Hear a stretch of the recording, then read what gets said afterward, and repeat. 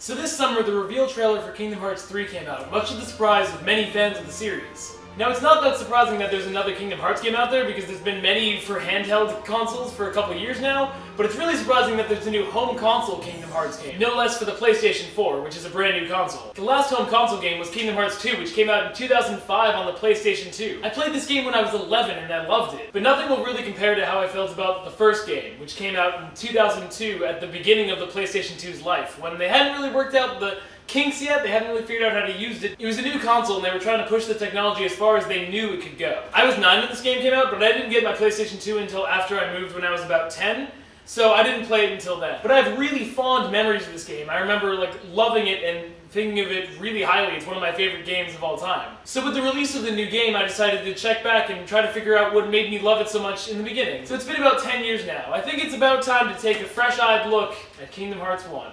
So for those who don't know, Kingdom Hearts is the marriage of Final Fantasy and Disney, combining Final Fantasy's RPG tactics with Disney's multifaceted Technicolor worlds. The impression I was left with as a child from Kingdom Hearts is that I got to personally live every Disney story, while also experiencing more serious Final Fantasy like saving the world kind of elements.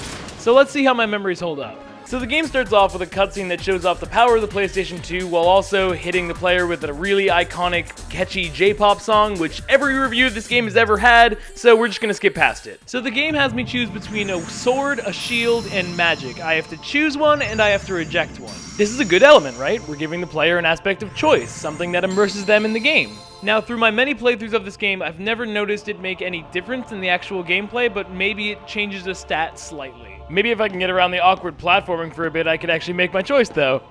A lot of games try to show off what's really cool about their game towards the beginning of the game. And Kingdom Hearts decides to do this in the tutorial showing how it's not a traditional RPG that Final Fantasy had been putting out before. If you're a typical Final Fantasy player, you'll know that in the times of 2002 and before that, it was all turn-based and really slow. You chose options on a menu, and then they'd carry out the action slowly, turn by turn. Kingdom Hearts doesn't play it that way, okay? Kingdom Hearts is an active RPG. Everyone has stats and their hits do a certain amount of damage based on numbers, so there is an underlying math element. But you get to move around your character and hit when you want, and you can actually select for magic attacks, and it's all there. The menus are still there, but it's live action and it feels more fast. However, one of my main problems with the battle system is that you can win most battles by just hitting X a bunch of times.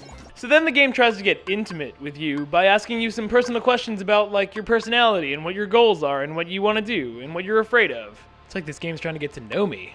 It's like this game's trying to suck me in. I'm pretty sure these answers have little to no impact on the actual game, but as a kid it makes you feel involved. It makes you feel like you're about to embark on an epic quest and you're setting your goals before you get to experience your journey. So the next part of the game takes a lot of time to establish the characters and their relationships. This is where we meet our hero, Sora, who's a young boy who's fresh-eyed and really wants to go see the world. He's really curious about things. I want to see them all. And then there's his older counterpart, Riku, who has these existential crises and wants to explore other worlds because he wants to know what's out there, but Sora doesn't really care about that. And Kairi just is the example of pure good in the world. Huh? So our three characters are actually strewn apart as darkness tears apart the island, and they're engulfed in this darkness, and Riku actually accepts it in order to go to other worlds. After receiving the Keyblade, Sora fights off this darkness and then tries to find his friends. Let's go get them!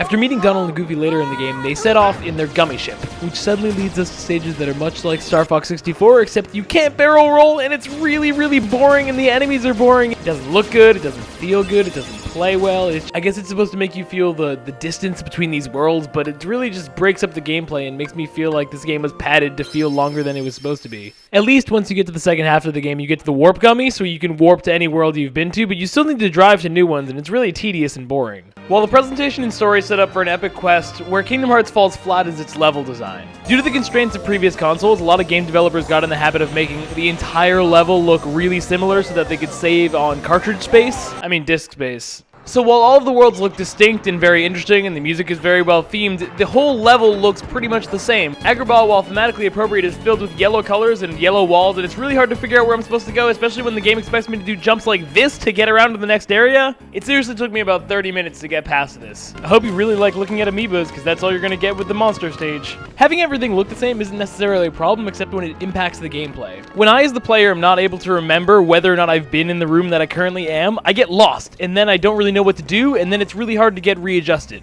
It's one of those things that directly pulls you out of the game and makes you just want to stop playing. If each level varied more in design and had a bit more direction to it, this game would be a lot more memorable and intuitive to play. No, I love the Kingdom Hearts series. I think it has a lot of potential. When I was 11, I thought it was the best thing ever.